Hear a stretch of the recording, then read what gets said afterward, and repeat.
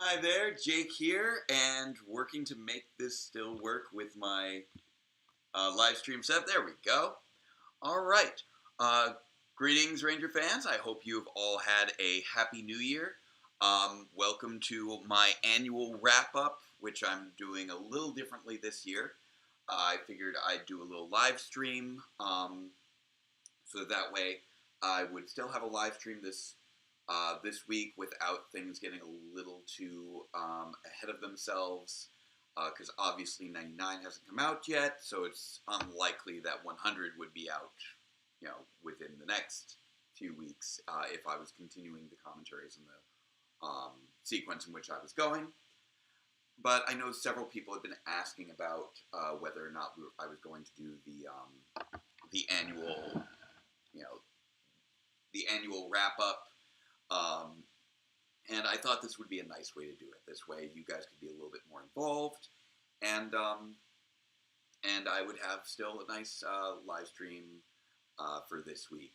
So we are going to be having the live stream commentary for episode 98, not not this weekend, obviously, because we're doing this instead. Um, it will be 3 weeks from today. I was considering doing it in 2 weeks, but then I realized with the way that things were lining up, it is extremely likely that we will be welcoming our new child into the world on that day, so I've decided to put it off for 3 weeks instead of 2 weeks. So we'll have 3 weeks, and then we'll do the commentary on 98. So after that point, uh, hopefully you've all seen 99 by then, which should be out well before that time, and then hopefully that'll give us a little bit of time to maybe in another 3 weeks do the commentary for 99. Then within another 3 weeks after that, we should hopefully be able to be releasing and doing the commentary on 100 to wrap up the series. So I see I've already got questions about what do I. So first off, greetings all of you in the chat. So hi Axel, hello Athena, hi there Dyrano, good evening Lumina, greetings Mr. Allman, and Axel, to address your question on what do I think is the future for Power Rangers. Whew, I wish I had a good solid answer. Right now it is looking like the Jonathan Entwistle universe has been in a bit of a holding pattern for what feels like a few years. And last I checked, I think he was working on some other project for the time being. I'm blanking at this moment for what it is. But I mean, I know that they have a showrunner selected, but also it was originally going to be a movie. Now it's going to be a TV show. So I'm not expecting anything to be coming out this year.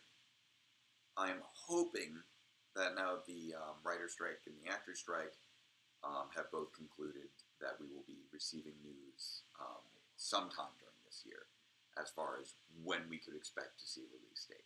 So possibly seeing something in 2025. As far as what that would look like, I would be expecting all original material. It really seems as though they were working really hard to try and get away from the classic adaptation of Super Sentai that they've done for all these years. So with the reimagining, I would imagine something that's maybe in between what we got for Cosmic Fury, what we got for 2017 movie, and what we got for the original Mighty Morphin Power Rangers movie. I would expect somewhere in between those three different interpretations of what would Power Rangers look like if we were doing it ourselves. Hey there, Simeon. Good to see you. So, good old Vacuuminator. And I hope you're having a good time at the gym. And Happy New Year. Yeah, I know I didn't hit all my goals for this year once again, unfortunately. But I did manage to get a lot done. So that kind of leads us into our wrap up for the year. As you might recall, when I was sitting here a year ago, I was definitely coming off a serious rough patch. 2022 was really rough on my mental health. Um, a lot of great things happened in 2022. Obviously, us finally buying a home and releasing some very strong episodes of Power Reviews. But I got hit really hard with anxiety, and the fainting spells that I experienced really put me in a even more anxious state, combined with the anxiety surrounding the 10-year anniversary and the midterm elections. So 2023 was really sort of the year that I finally got to get past all that.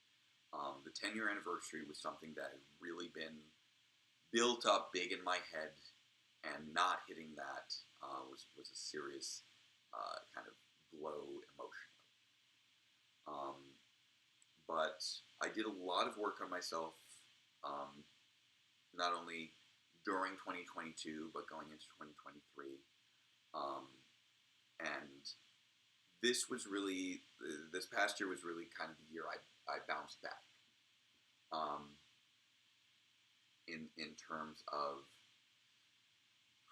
really kind of feeling like myself again for the first time in a while. In terms of what I felt like I could physically do, and the energy I was able to bring to this year. So these were all major positives, I think, that came out of 2023. And I'll keep addressing questions and then circling back to some of the accomplishments that I made. So, Diurno, what did I think of what was done with the Squadron Rangers in the comics? Regarding Power Rangers Universe, I thought that was an interesting approach.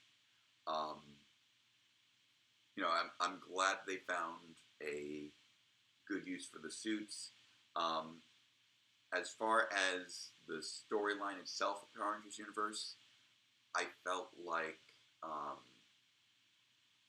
the story and characters weren't quite so developed as they could have been. Everybody kind of blended together a little bit, but it did, give an origin for the Phantom that we, for decades never thought we would see. And I'm really entertained by how much Dark Spectre ended up coming into play in that storyline, considering how much he's been built up in my series. Dark Spectre and the Phantom Ranger were two characters that no one had been doing anything with for decades, really, for like 20 years. And then, just as everything's coming to a head with my series, is when they come back in a big way with the comics, which I find kind of hilarious. With even Dark Spectre getting a shout out in the final episode of Cosmic Fury, which was hilarious.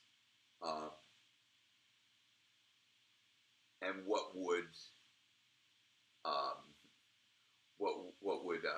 Dark Spectre think of Zed's plan in Cosmic Fury? I think, considering his nature, considering how Dark Spectre is both in my show and in the original series, he would probably see Zed as somebody coming for his crown, and would not take that lightly. Because I don't think there would be that sort of begrudging villainous respect in that regard.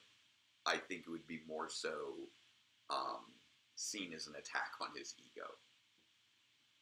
And that would probably lead to a big clash between them. As far as how that clash would go, I think it would not go well for the universe as a whole. Dark Spectre is really the only one who seems to have been presented as a major threat to the Morphin Masters in general, through how we've seen him in the comics.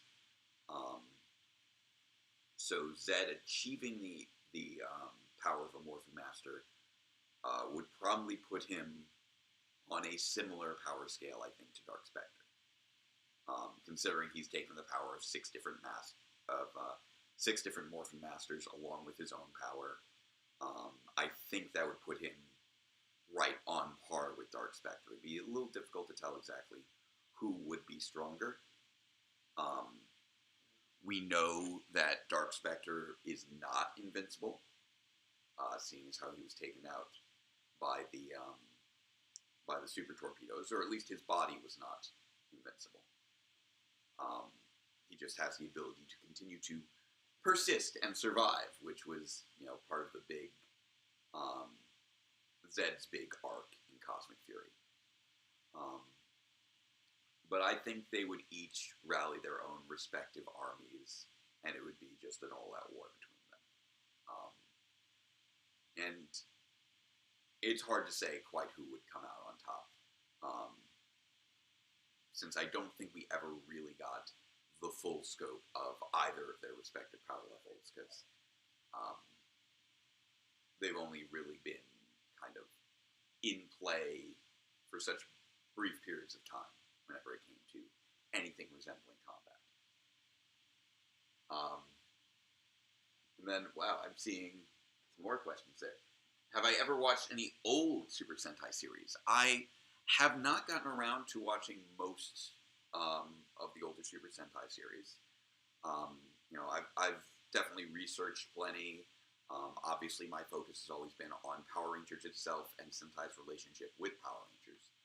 But the oldest that I've seen at this point, in terms of actually watching it in its entirety, is Jetman. I did watch Jetman on Tubi, I believe it was, not too long ago, and I thought Jetman was quite good. Outside of some certain things that ended up feeling a bit dated when it comes to, like, character relationships and stuff like that. But it was just solid storytelling. Everything kept moving forward very well. You had some very strong character arcs of the team really growing together and handling various mature concepts, which were all, I think, very strong, while still having just some crazy wackiness that were good. That was good times. And let's see. So Dyrano, you're working on your own version of Power Rangers using those sort of side Rangers. That's fun. Hope you're able to do something with that eventually. And yeah, to a certain extent, the Squadron Rangers were a little bit squandered, just in terms of how briefly they were able to actually utilize those powers. And then, what are my thoughts on Kamen Riders? I've managed to keep up pretty well with Kamen Rider for the most part over the years. In terms of Heisei Phase 2 and most of Reiwa. So I've watched Kuga, I've watched all of Heisei Phase 2, and I've watched all of the Reiwa series so far, with the exception of Revice. Revice just came down to a combination of timing. The little preview of Revice we got out of Saber didn't really endear it well to me, and there was a lot of dicey stuff regarding the voice actor playing the character Vice, where I'm just like, I feel like I could probably pass on this for now. I can take a break from Kamen Rider. But then I came back to it with Geats, and Geats was just excellent. Geats was probably my favorite Kamen Rider series that I've seen since Build. Definitely ranks very highly. That was just a blast to keep up with from week to week. Definitely the most fun I've had keeping up with the Kamen Rider series from week to week since when I first watched Build. Build was just wrapping up, so I was binging Kamen Rider Build, where Kamen Rider Geats I was actually able to watch from week to week. Um, and then, is the Green Morphin Master aware that things aren't quite right with the legendary battle? So Dyrano, Lumina's referring to how the legendary battle has been explained in Power Reviews, which was uh, which had all of those events orchestrated by Dark Spectre. Now, it does appear, based off of what we've seen from the Morphin Masters so far, that by virtue of being within the void, the hiatus, as I call it, that cross continuum space between spaces, he has been basically outside of their scope of vision. Since it's the hiatus is sort of a place almost outside the rest of the multiverse. So that's um, that's why I would say that Master Green might not have been aware of what Dark Spectre had been up to. Um, they'd been monitoring a lot of different threats. Obviously, Master Green had been helping out in a lot of different ways, um, and I just think that it managed to escape her notice. And Dyrano, with regards to the issues with the voice actor, I don't remember exactly what it was. Um, I just remember that particular voice actor, I think, was a comedian who had engaged in some problematic behavior. I can't remember if it was something along the lines of um, harassment or racist attitudes, but it was something because it's been a few years now, and I didn't follow, and I haven't followed it up on anything since then. It was just like one extra reason for me not to check out the show at the time. But I would have to double check because I'm blanking right now. I'm, to be honest, fairly exhausted, and my memory is a little has been slipping a little bit because I've been working so hard getting everything done for Power Reviews episode 99. And for Mr. Cool Guy, when do I think episode 100 will release? Right now, my goal is for sometime in February. I will admit that, I obviously have a history of these things taking a while. So right now my goal is February. Um, that would be about, I would say anywhere between 6 and 12 weeks after um, after concluding 99.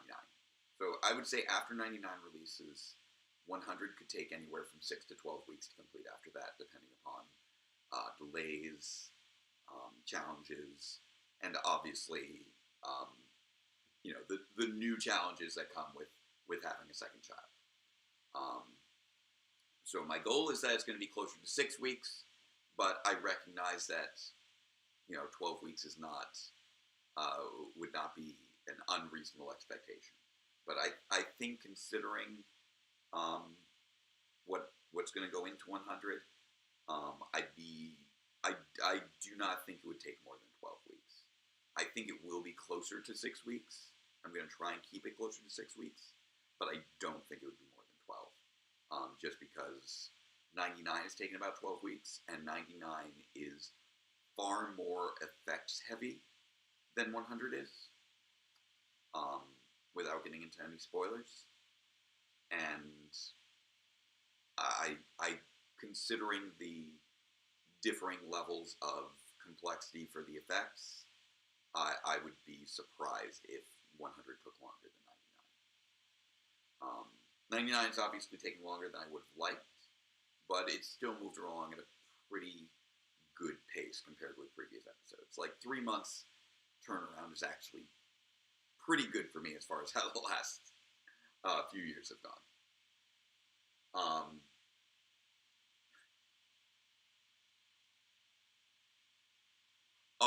I suspect the only reason that that they even had access to the squadron powers was because he was kind of mocking the emissaries, um, I, which feels pretty on brand for him.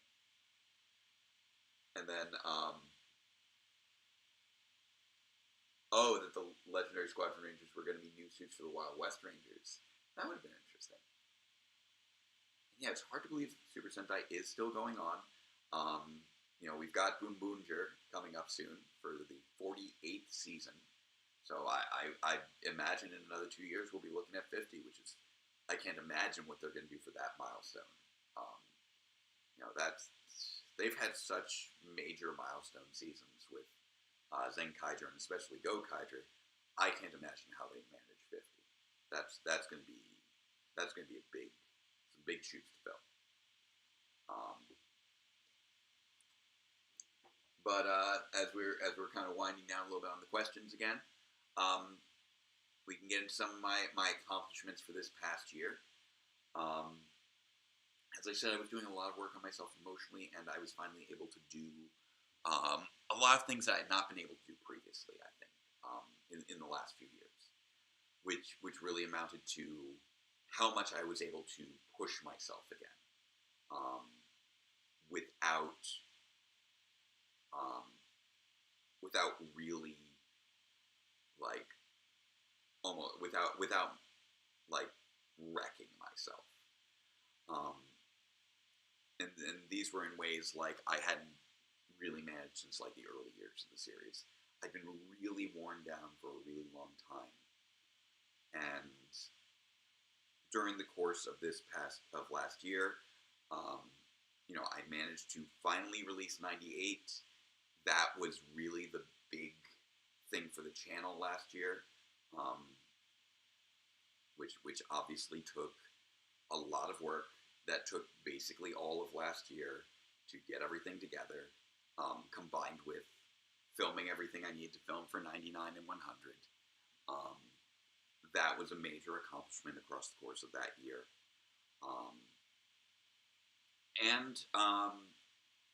Kind of stepping up when it comes to things with my job, my teaching. My teaching skills, I think, had kind of been dipping a little bit across the course of the last few years, just being worn down through COVID and stress. And this year I kind of really pushed to have stronger structure in my teaching, and it's been paying off. I've been working on more professional development, and one of the biggest things was that I finally got the drama club together to do the first ever play that my high school has ever produced. I'm not going to lie, things were a little bit of a mess, but they were a fun mess. We did Romeo and Juliet, and I just pushed myself so hard to make that show happen. And I hadn't done something quite like that in a long time. Just powering through, building the sets, setting up the lights, coordinating the location, and printing up playbills and flyers, and just bringing the cast together and making sure they were going to be ready, and adjusting things on the fly, doing everything as far as from the production side of things and making it work was a major challenge, and it was one that a lot of the time I wasn't sure if I would have the energy for. And the fact that I was able to find that energy and sort of restore that willpower for myself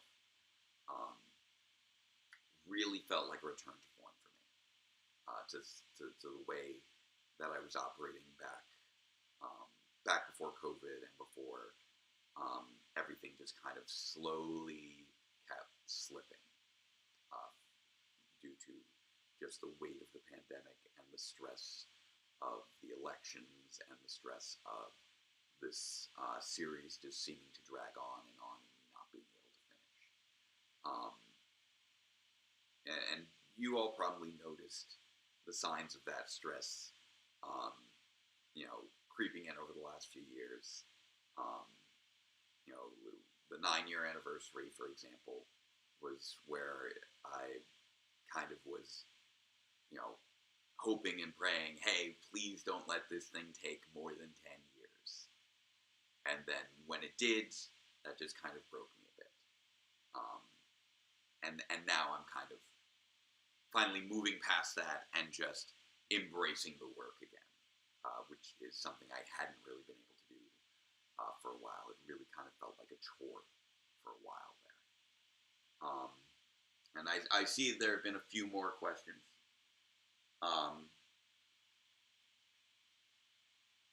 Oh yeah, the emissaries, if they had been able to pick up on what Dark Spectre had been doing, yeah, he would have been upset. Is there anything with Gokaiger that I would have wanted to improve? What would I want to improve with Gokaiger? I don't know.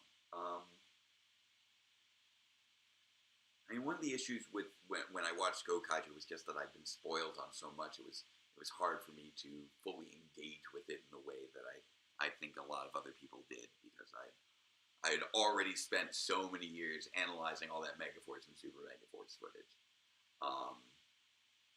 But I felt like it was just a very solid show that executed its concept well.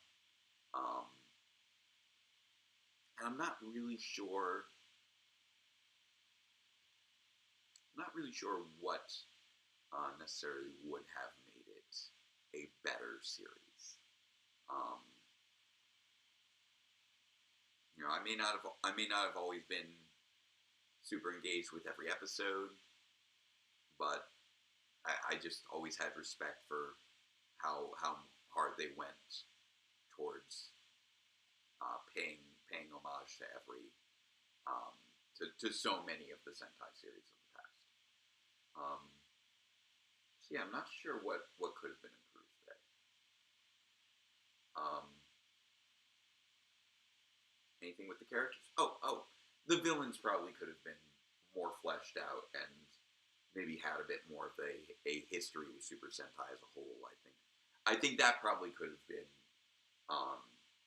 one improvement on Gokaiger. You know, the villains definitely could have used more development, and if they could have had ties not only to the Gokaigers but to Super Sentai as a whole outside of the legendary battle, or the Legend Wars, I think it was in Gokaiger. That probably could have made for a little bit of a stronger series, because I do love some good villain dynamics. And Lumina, your question: which Sentai team would make the most interesting RPM sequel? Think about that for a moment. Most interesting RPM sequel. I know that, you know, obviously, Beast Morphers ended up being that sort of stealth RPM sequel. I know I structured the Go Buster footage as well with Grid Defense as an RPM sequel. Go Busters was probably the one that really fit it best. But if it wasn't Go Busters, what would be a good pick? Oh, no, wait. If you really want to go with kind of the spirit of RPM taking wacky source footage and doing its own spin on it, especially considering how they ended up handling interdimensional travel in Clash of the Red Rangers, adapt ToQger as an RPM sequel. Do ToQger as an RPM sequel. Expand on the whole thing with Scott and the Train, and deal with that all with trying to make all that wackiness work, with a darker, RPM premise. Having them address a threat to the multiverse and having interdimensional trains. Let's do that. Why not? Do ToQger for the RPM sequel. And yeah, continuing to see Don Gokai Green develop his fighting could also be fun, as far as other things would go. Um, so uh, I know that I've kind of been alluding to my personal development across the course of last year, um, and part of that has been obviously me having to be there for my family. Um, MJ and I knew we wanted a second child, and I knew that I was going to need to step up because I had not been in a good place emotionally during the past year, and it's kind of amazing what you find yourself able to do when you're doing it for your family. So I've been trying my best to stay on top of things, around the house. Not I'm never on top of everything, when it comes to things like cleaning and whatnot. But trying to take care of RJ, trying to take care of MJ, who is, obviously at this point extremely pregnant. Um, those were other things that I felt, pushed me to kind of be at my best. Um, I'm not going to say I'm always at my best. I've definitely been exhausted, stressed, um, not sometimes literally kind of falling down the job as I'm like trying my best not to fall asleep. Um, but I've been trying to hold together a little bit stronger in that regard, which I felt like, having a kid on the way kind of rewires your brain a little bit. I felt that I think I operated kind of the same way back in 2020 when RJ was on the way, um, where I could find the willpower and the energy to get through things a little bit better than than during the year before. And same thing with this year. I've been able to find the willpower and the energy a little bit more than I could last year. I'm seeing a few other of the questions are coming fast and furious tonight. All right, so but yeah, Cure Major, Magitech versus technology. That could be another interesting approach. And then over with I don't know, more sparring to help develop Don. That could be fun. And then Mr. Allman working on some stuff for ToQger as well. So it looks like all of you have been, trying to work on developing your ideas with what your versions of Power Rangers would be. So that's great. I like that there's continuing to be that creativity in the fandom. And it's I hope that I've been at least somewhat of an inspiration to others with the work that I've done with Power Reviews. Trying to do something new, trying to do something creative, trying to do something that I don't think has necessarily been done before at this scale. Power Reviews has been a very different project than most. Although I recently discovered the work of Patrick H. Willem, who apparently also has a ongoing storyline that continues throughout each of his videos. And I was just watching the first season of his show that came out during the pandemic and during the early stage, during 2020, the first year of the pandemic. And I'm just like, okay, so this guy is a YouTuber. So this guy's trying to make it as a YouTuber. He has a wacky side character with no real explanation that makes everyone doubt his sanity. Okay, feeling very similar to my initial premise. All right, and then by the end of the first season, some spoilers. His main cast members have included himself, his roommate, who is very suspicious of what's going on, his a dim-witted married couple, and then a girl who helps him with his videos, and her brilliant alternate universe counterpart. And I'm just like, that's my cast lineup as well. So I'm very amused that somehow someone else came up with that very similar premise for a show and a cast lineup, even though the stories in both respects have gone in wildly different directions. Mine is obviously very focused on Power Rangers, and therefore it has a very Power Rangers-centric story. His is far more centered on YouTuber culture, so it's telling a very different story as well. We're also both bearded with glasses, so make of that what you will.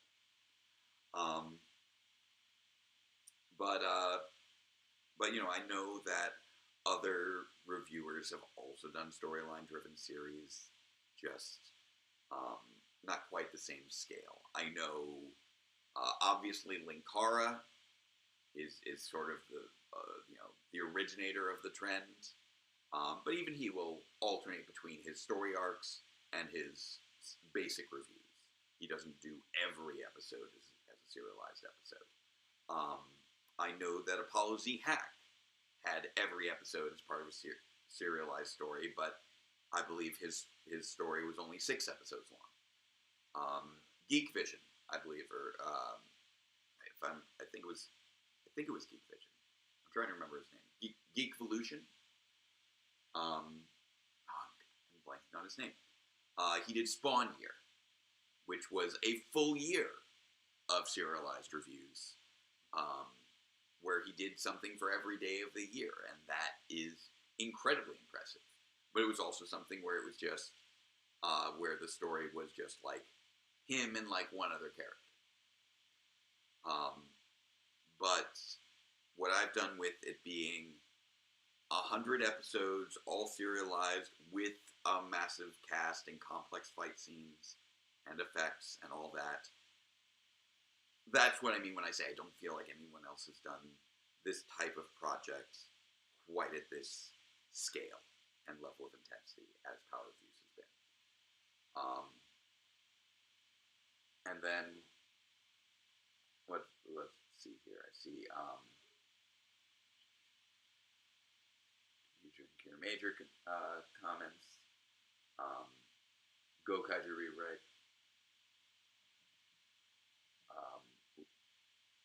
Trying to see this.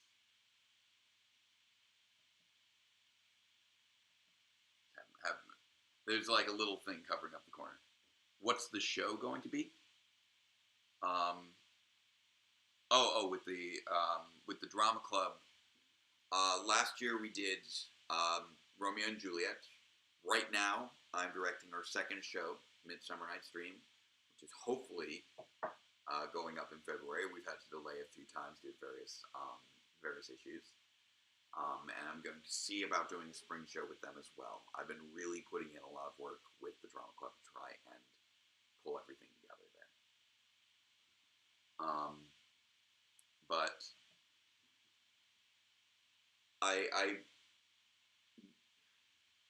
one thing I want to bring up from last year,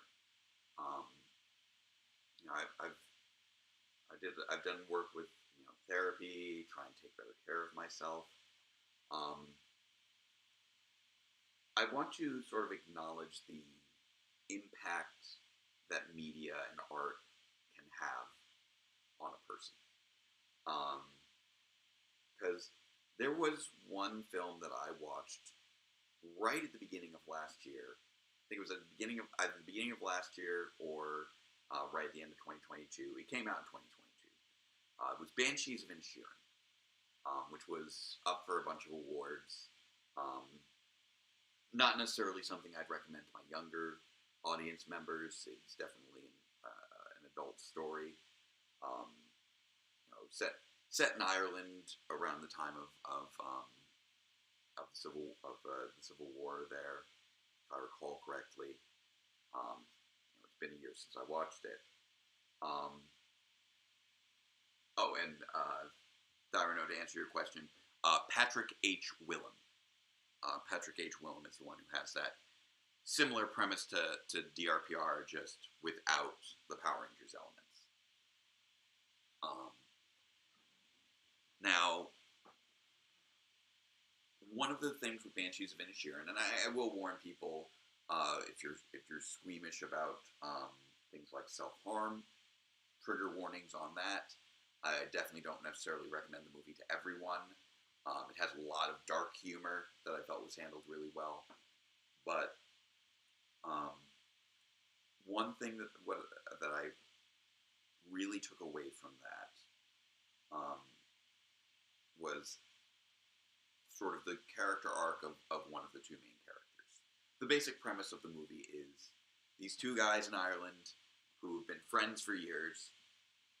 One day, one of them decides that he just doesn't want to be friends with his best friend anymore. And the two guys, one's a fiddler, one's a farmer. The fiddler decides doesn't want to be friends with the farmer anymore. And just the abruptness of that and the awkwardness of that is where a lot of the movie's humor comes from. And as you progress through the movie, you eventually find out the reasoning why. And the reasoning was that he really wanted to focus on his music. He wanted to make an impact in the world. He didn't want to, he wanted his life to have meaning and to be remembered. And so he wanted to, compose a great piece of music. And to do that, he felt like he couldn't just be going through the routine of seeing his boring friend every day and having their boring conversations. He needed to do something new and exciting and meaningful. And to do that, he felt like he needed to cut himself off from his best friend. And the friend doesn't take this lying down. He wants things to stay the same. He wants them to stay together. And, that's one of the main tensions there in the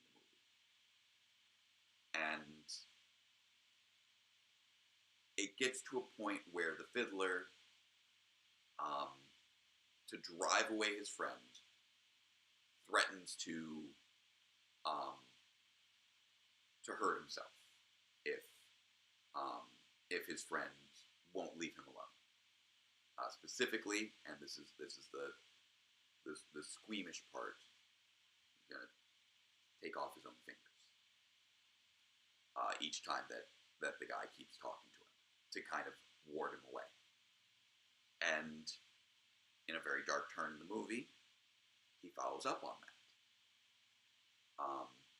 And you realize that he is so desperate to create this great music, he ultimately destroys his ability to actually play the fiddle. And by the end of it, he has successfully turned his friend. When he finally starts to have regrets and feel bad about how much he's hurt his friend the farmer, he has finally managed to turn his friend into an enemy. And everyone is left miserable and upset by the end of the movie, and it's heartbreaking. But the lesson that I took away from that is that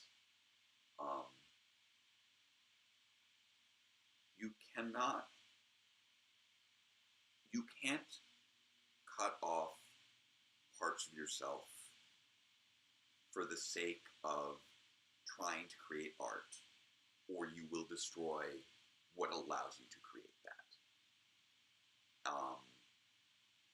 And I realized through a combination of going to therapy and talking to people I know and friends that I've been being really hard on myself when it came to accomplishing my goals. And I was beating myself up a lot. And I felt like that's what I had to do to keep myself moving forward. I had to be tougher on myself, be stricter with myself, or else the things I wanted to do weren't going to get done. And after all of those conversations, and talking to the therapist, um, I felt like the story in that movie just kind of helped crystallize things for me. That okay, this is what I've been doing emotionally instead of physically. Um, I've been cutting off, my own ability to find joy in what I'm doing, and it's actively harming my ability to do that. And once I kind of came to that realization and started being kinder to myself in terms of just internally, I found that my productivity came back in a big way. Um, so, oh, and again, Diurno, Patrick H. Willem is the name of the YouTube channel. Just to answer your question again, as far as similar premise to DRPR. But in case I didn't answer that clearly before. But yeah,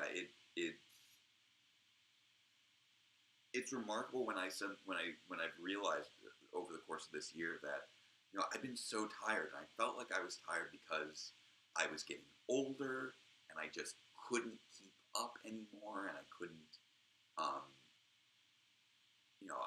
I just and I was just not pushing myself hard enough, but I was also pushing myself too hard.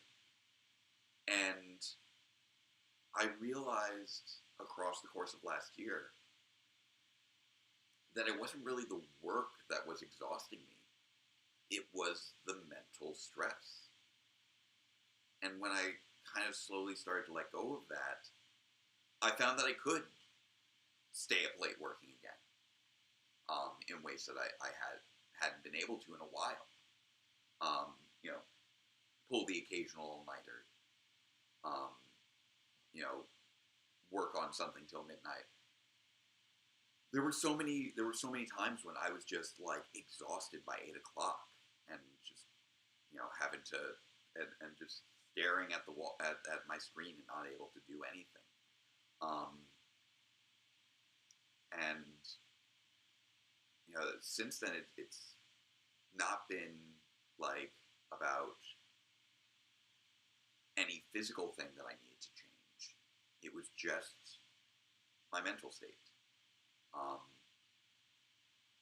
And instead of me feeling like, okay, I've got to struggle through this, I've got to struggle through this, and just, hurting myself mentally, just trying to push through, it's now just become, okay, I'm doing this, I'm going to keep doing this until I get to that, and keep doing this until I get to that, and this is a good accomplishment here, and I'm going to work towards the next good accomplishment. And just keep moving forward. Much as I was talking about in last year's, recap for 2022 about shoveling snow. I think I used that analogy, where it's just if I keep going, I'll see the results that I need, and not stressing about what I'm not seeing yet, and taking joy in what I am seeing so far. So I know that I have not progressed through the finale at the rate that I would like, but I can go to bed each night feeling good about the work I had done that day, even if it wasn't everything I wanted to get done. And just going to bed with that mindset has allowed me to do more work than I think I'd be able to do otherwise.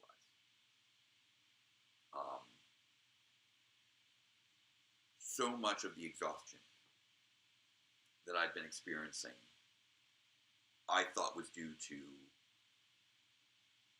not getting enough sleep and work, and not being able to manage with the low levels of sleep anymore. And this past year, I've been operating in ways that I have not been able to do in years.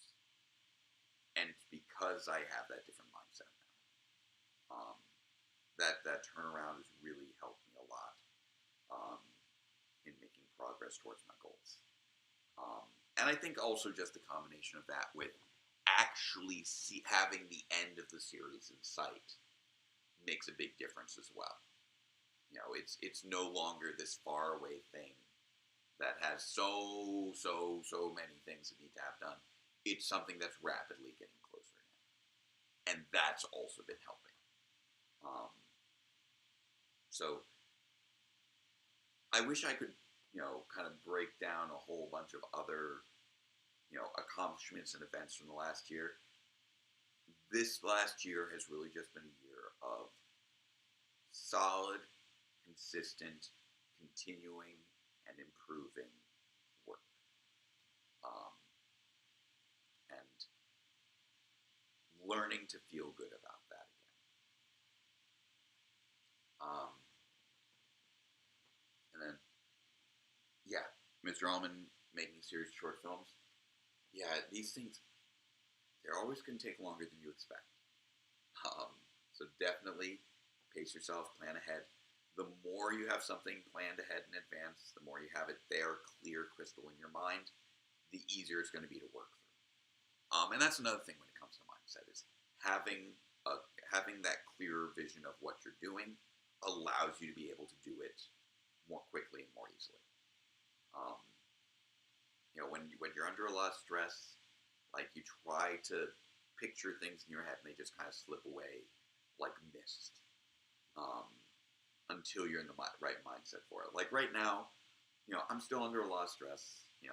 We've got a new baby coming in the next couple weeks, and I've got to make sure that everything is ready for the substitute teachers to be able to cover my classes while I'm out for paternity leave.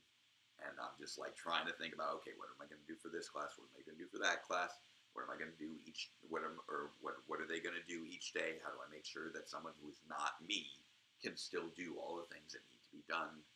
And I'll sometimes be trying to write it out, and the words and the ideas just kind of slip away under that stress until I get myself immersed enough in, thinking things through, asking myself questions, pushing things forward, and then I start to write out my lesson plan, or I'll write out, or I'll shoot off an email because some idea pops into my head of, oh, this person's going to need a laptop that they might not otherwise have. I'm going to follow up on that. I need to figure out, okay, how many people are going to be in the class? That's going to impact things like that. Now, have I gotten close to answers for my path forward once episodes and commentary are done? As far as the channel, not really. I'll be honest. I've been focusing on what's in front of me, which is a lot. There's a lot of work still in front of me. But I know this channel's not going to become, a viral sensation or anything unless, I get picked up some point down the line as a crazy little nostalgic trip or something like that, which I don't see happening. I feel like if Power Reviews was ever going to explode as a channel, it would have done so by now. And I'm not looking to make a living doing this, obviously. If I could just get to 5,000 subscribers, that would make me very happy. I've been, it took me a very long time to get to 4,000. I would love to get to 5,000. But for right now, I think that once I do that final commentary on episode 100, that'll be sort of a goodbye, at least for the time being. I may pop in for something a little later in this year with regards to the election, maybe something to acknowledge the 12-year anniversary of the channel. But there's not even, there's no Power Rangers on TV this year. So there's much less pressure to have to comment on that and analyze on that when there's no new episodes coming out. Maybe I could do something on the comics. I don't know, but for the most part, I think it's going to be a good opportunity to step back, focus on my family, focus on getting to know my community a little bit better. We've been living in this house for a year, and I haven't really gotten to know the area all that well. And I know things that I want to work on. I want to make sure that I find time to volunteer for the special election that's coming up. Because I know George Santos was recently removed from the House of Representatives, and there's going to be a new election to replace him as a New York representative. And I definitely want to be involved in phone banking for that if I can. We're going to have the midterm elections coming up. Or not the midterm elections, the presidential elections coming up this year. And I want to make sure to do a lot of volunteering for phone banking again, and this time focus very squarely on competitive House seats for the House of Representatives. Because I am very much of the opinion that that is really going to be the make or break of the election. Because those House seats, one, so long as the Republicans are in control of either House of Congress, they're going to completely stonewall anything getting done. That's just, they've made it very clear that is their intention, and that's sort of their platform. So without taking back the House of Representatives, nothing's really going to get accomplished in the next few years. So that's one reason. The other thing is that I feel like turnout at that lower level will trickle upwards more so than turnout at the higher level will trickle downwards. There are plenty of people who will vote for president, but not vote for representatives for their congressional representatives. Whereas, if you can get somebody to vote for a congressional representative, they're almost certainly also going to be voting for president when they go out there. And I have a serious hard time believing that anyone you can convince to go out and vote for a Democratic representative in Congress is going to vote for Donald Trump as president, since he's the presumptive nominee of the Republican Party. He's made it very clear he has no interest in working with Democrats. That he's been very vocal on that. I can't imagine anyone voting for a Democratic congressional representative and then voting Trump for president. Anyone who votes for a Democratic representative, I would expect, would likely be voting for Biden to be able to see the agenda that they're voting for actually come to pass. So those are some of my thoughts regarding some of the volunteer work I want to be doing for this next year and why I want to be focusing on that. I want to get more involved in what's going on locally, get to know, who my town council members are, what's going on with my state representatives, get to know what's happening politically in my area a little bit better at the local level, state level, federal level, just getting more involved in that. And then finding other ways to volunteer. Climate change is obviously a major issue, and I feel like it's very important to try and find ways to address that. And electorally is not the only way to do that. And as I kind of go through the journey of discovering how best to get involved myself, I will likely try my best to share that with all of you. I've not really made much secret of my viewpoints here on this channel when it comes to the change that I would like to see in the world. I think that's kind of part of the identity of this channel, in that it's not just about Power Rangers as a TV show. It's also about trying to follow the example presented by the Power Rangers, trying to make the world a better place. And that's something I want to continue to do more of. Maybe some sort of charity stream again, if possible. I don't even know how I do that at this point with 2 kids. Once we have a second kid. But something that I can do to keep pushing for a better world. Those are things. That's really what I want to focus on for the rest of this year, rather than my own personal project.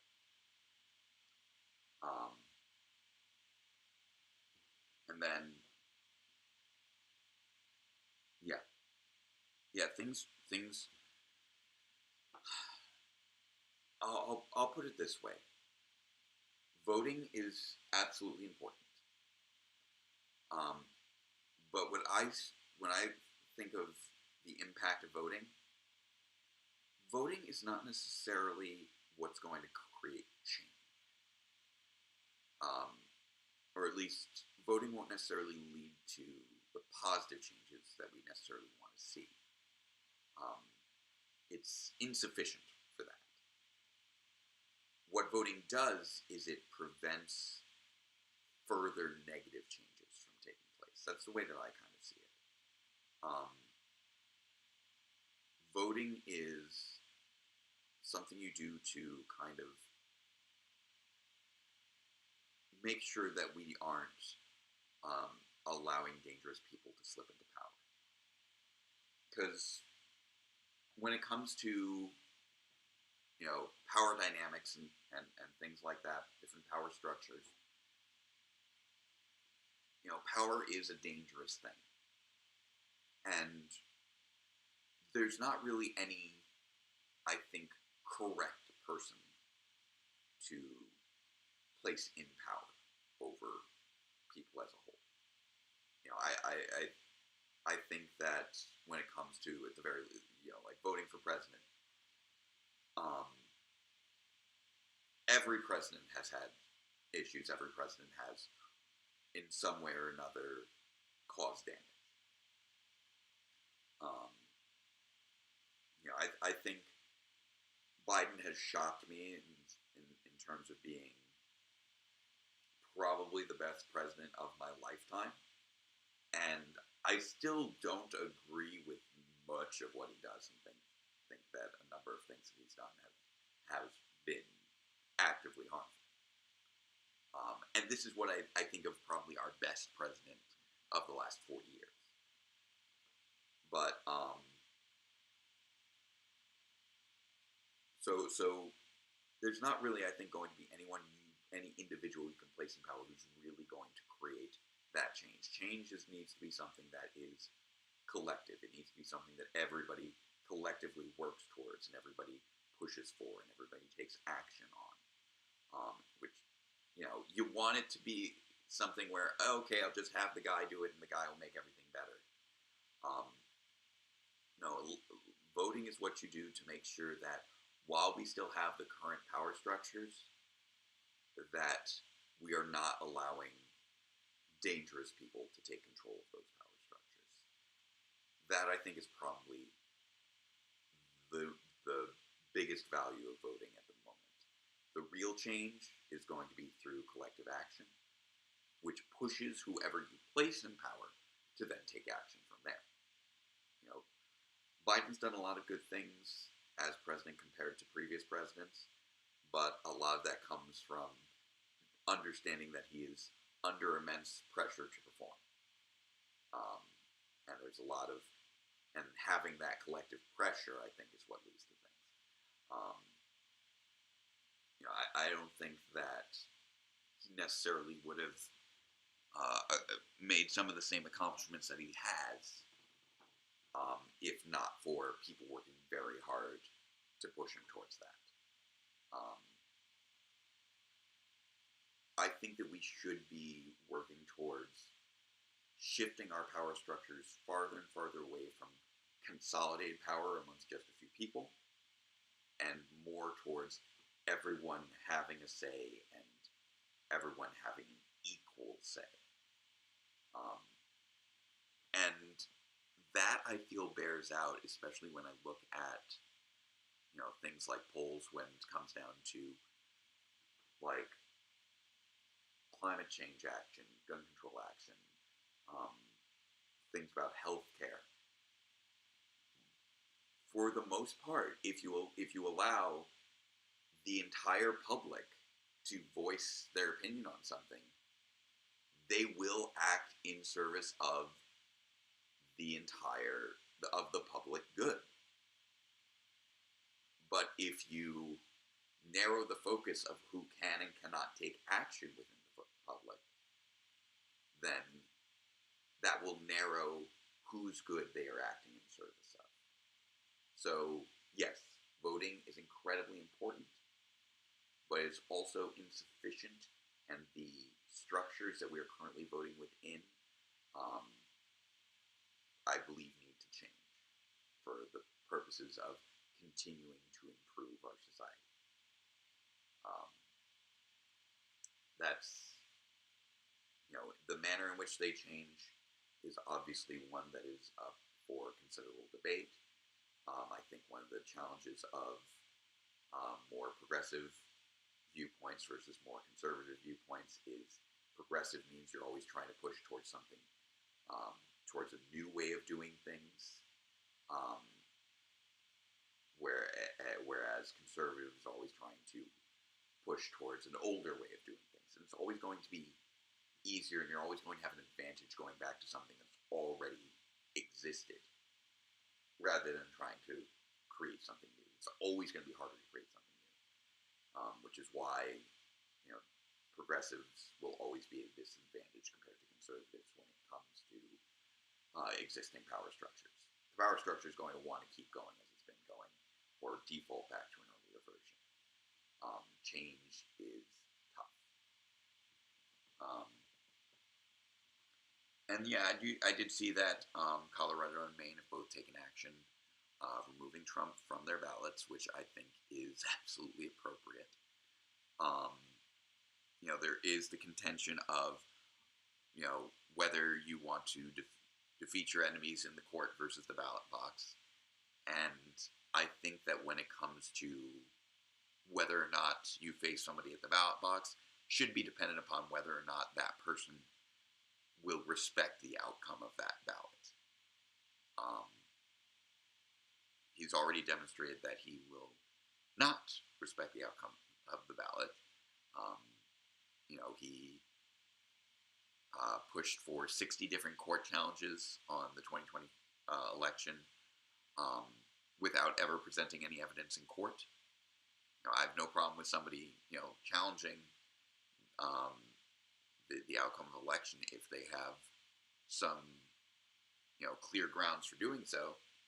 He was never able to present any real grounds on that mark, and this was even with judges that he himself had appointed. Like, that's how little evidence there was of anything. So the fact that he is trying to challenge things with no basis, that he brought together violent organizations on January 6th, 3 years ago, and spurred them on towards an attack.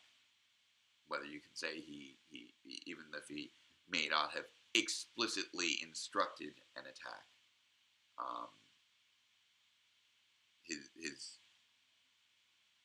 his words and his demeanor and who he had chosen to voice his views to made it very clear that was the intention, at least in my mind. So the fact that he tried to subvert the election with spurious claims, with various schemes to try and get other people in power to change the outcome, the fact that he try to push people to change the outcome through violence, that's not somebody who respects the outcome of the ballot box, and therefore not somebody who should um, be engaged in a ballot. Like, you can't compete with somebody who does not agree to the rules of the competition. Not in those terms. So I think that Colorado and Maine both did the correct things, removing him from the ballot. And frankly, he should be off the ballot nationwide, based off his actions.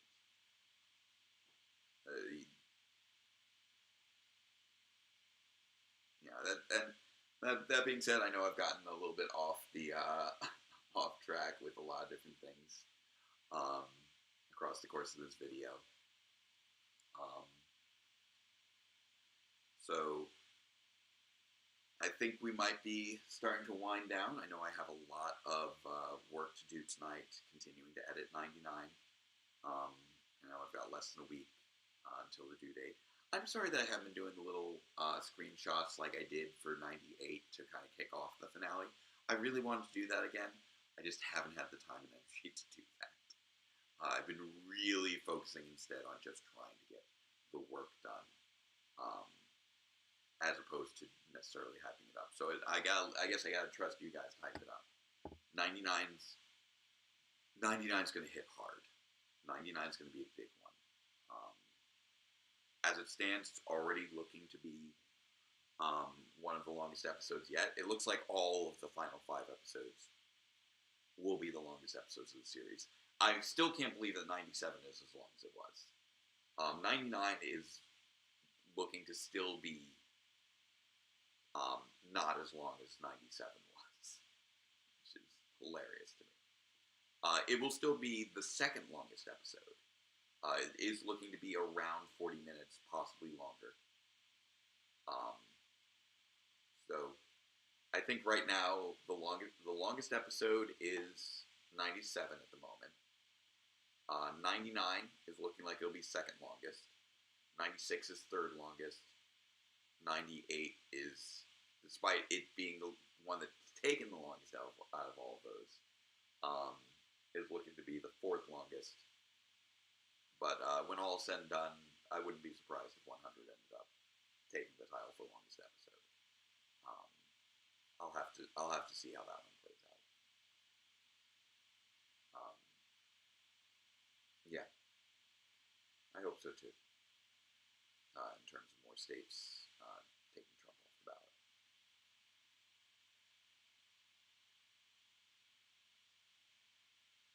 ballot. I will give no spoilers on 99.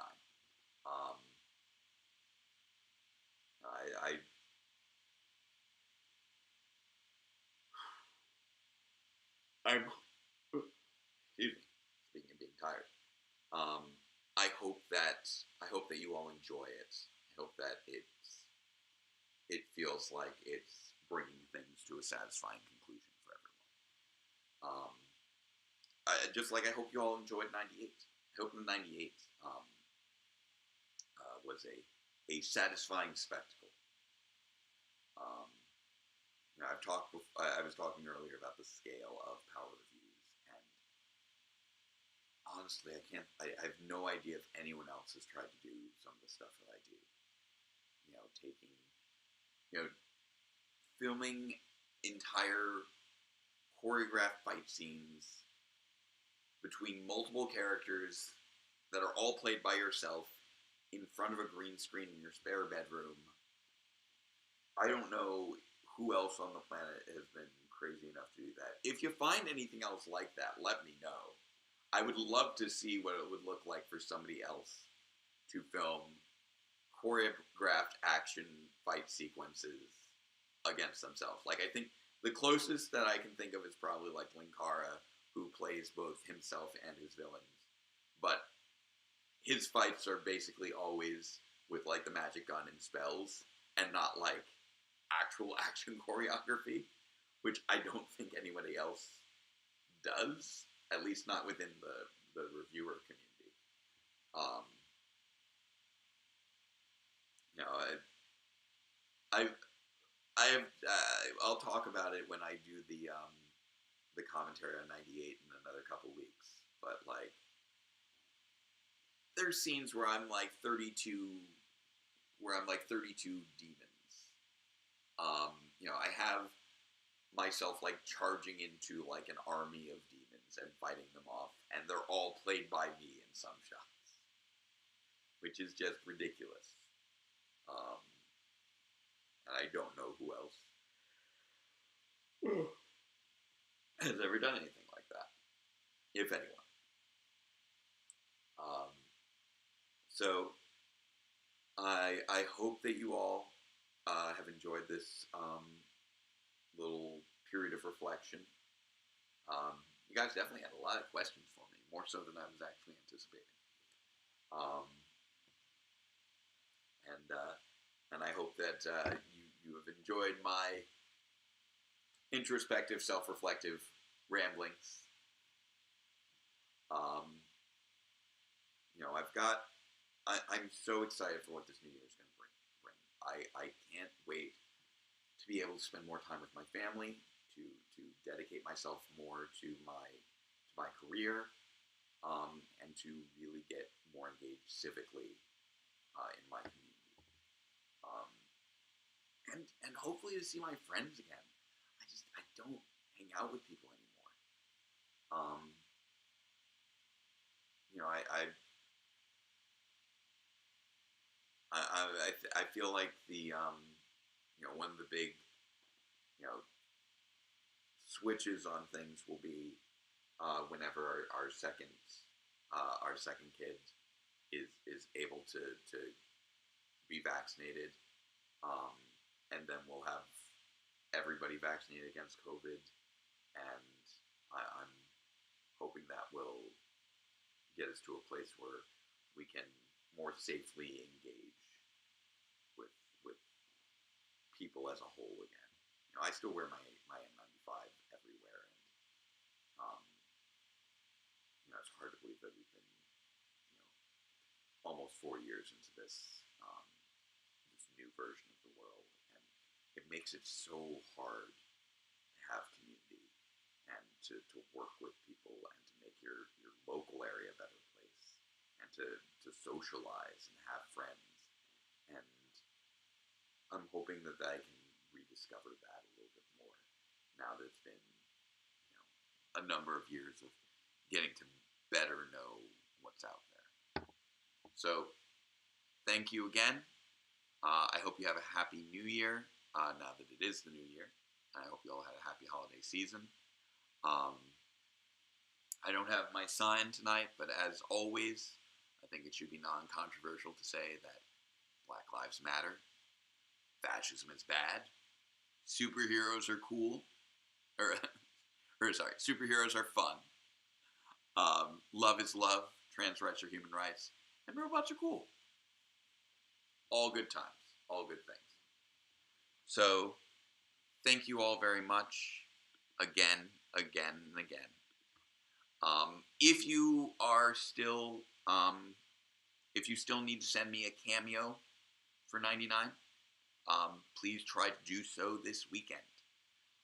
This weekend would be the last weekend that I think I can really keep accepting cameos for 99. So do your best to send those if you have not already. I need to email a few people with both reminders and thank yous for having sent those in. I'm really excited to put that all together. So, one last thank you, and we'll be back in 3 weeks for the commentary on 98. But until next time, farewell, Ranger fans, and let the power protect you.